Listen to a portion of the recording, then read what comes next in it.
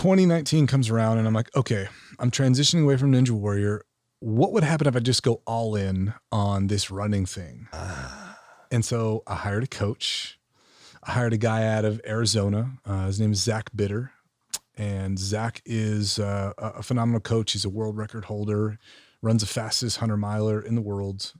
Amazing guy. He takes me on as a client and starts putting a program together for me to train for this 100-mile mountain race, desert mountain race in Arizona. Okay. So I go all in on this running thing. So how long ago did this start? This is January 2019. Okay. 2019. Excuse me, 20. Yeah. January of 2020. Okay. Yeah. So that's when I really went all in on everything. Okay. So I trained for 12 months straight. I ran damn near every day. You know, it's interesting. I don't know you at all as Ninja Warrior. I know. Right? Yeah. Like, yeah. And so because I don't know you at all of that. Yeah. I feel like that ended fucking decades ago. That has nothing to do with the Dan that I know, right? That's like when I see pictures of you throwing caber or in strongman, like, who is this guy? Like that had to have been forever ago. Meanwhile, it's just before we met. Right. Like right before. Right. Yeah. Within the 2 years. Yeah, man. So I trained for an entire year. I ran damn near every day. I think I missed 3 days out of the entire year, and they were just because of travel. So I really went all in on this.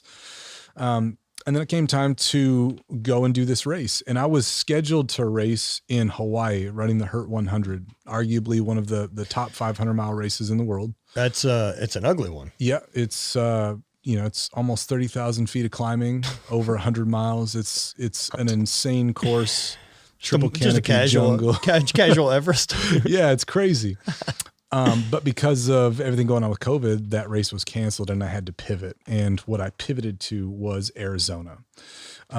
Definitely not anywhere near the elevation, but still 100 miles, So in a very different terrain. Much different terrain. But at least with the 100 miles in Hawaii, you have shade. Yeah. Right. So right. And that, which I'll get into in a minute, that was a big thing, was just the difference in terrain. I came from Montana training, pretty much peaking in the snow in the winter, and then going out to the desert. And even though it was only like 65 degrees on race day, doesn't matter. It was the greatest equalizer. Yeah. For anybody that wasn't trained in the sun, 65 degrees was tough. So we go to Arizona. I trained for 12 months. And, this was like my first crack at running a big race. And I chose the 100-mile distance before ever running a marathon or anything like that, because I just thought, like 100 miles is a rounded number. It sounds just out of reach. It sounds crazy. Like, who the hell would really want to run 100 miles? Yeah. And so I just signed up for it and did it. Dude, the problem is now that I've been to one, and then got to watch you do it. Yeah. It's normalized the 100 mile as a thing for me. Yes. And so I feel really weird telling people I'm doing an 18-mile thing in Bryce Canyon. Like, it feels just so sad.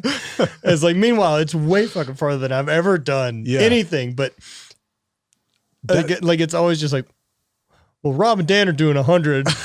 I'm just going to go jog around for a little bit, while they're doing their thing. And that's the crazy part about running. And you just said it, normalized. With distance running, when people tell you that they just, did like a 30 or 40 mile run, I've even found myself like, oh, cool, right on. What else are you going to do today? You know what I mean? Like, it's just, it's so insane. It's so crazy. That's more than I'm in a week. Yeah. And like, I'm getting massaged, like my body's trashed. Yes. It's so insane what you normalize. But that has also kind of been like one of the focal points in my entire training, is that simple fact, is that it's just 100 miles. And that's something that in training, I'll continually just say to myself and go over, is it's only 100 miles. It's only 100 miles. And by normalizing that, I think that you can take something that's so out of reach or so audacious and actually make it seem doable. And so that was like kind of one of those things that I tried to keep coming back to from a mental perspective, because so much of ultra running is mindset.